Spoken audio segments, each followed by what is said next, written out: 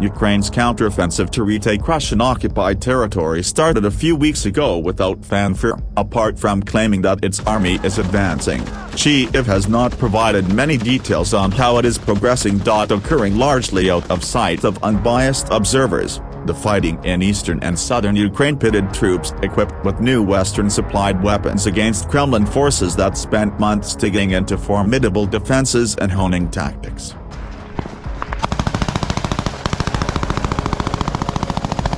Fighting intensified at several points along the 1,500-kilometer (930 miles) front. Ukrainian troops are making steady progress along the northern and southern flanks of the ruined town of Bakhmut, which has been occupied by Russian forces since May. Fighting was also raging along the southern front in Zaporizhzhia, where Ukrainian forces made minimal gains and faced formidable Russian fortifications.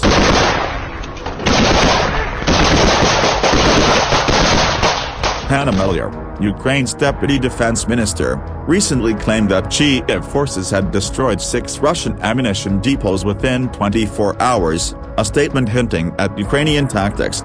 We deliver effective, painful and precise strikes and draw blood from the invaders, whose lack of ammunition and fuel will sooner or later be fatal, he said.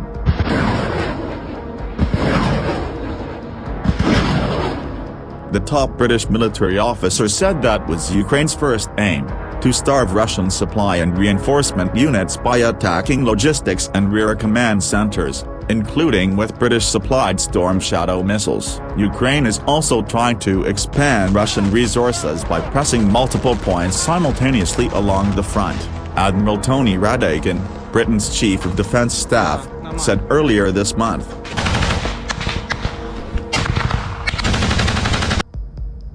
A full-scale Ukrainian offensive is coming, he said, when a point on the front line collapses. The Kyiv reserves were then able to penetrate the pass.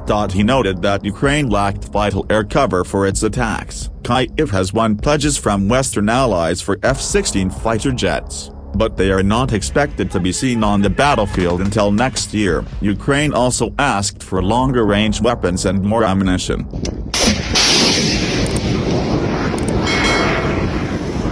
The U.S. sent cluster munitions to Ukraine this week to help step up its offensive. President Joe Biden said he hoped the controversial bomb would provide a temporary fix to help stop Russian tanks because Ukraine is running low on ammunition. Kremlin forces used a large number of anti-tank mines to slow down Ukrainian armored counter-operations in southern Ukraine, that put the exposed Ukrainian attackers at the mercy of Russian drones, helicopters and artillery.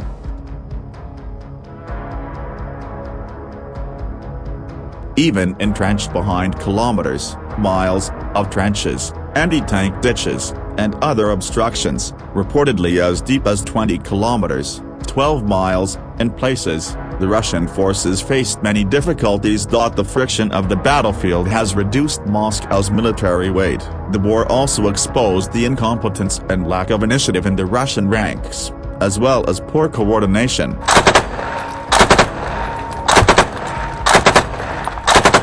Radakin, the British commander-in-chief, said Russia had lost about half its combat strength since its full-scale invasion in February 2022. In addition, Russian factories were unable to supply enough ammunition to replace what was lost on the battlefield.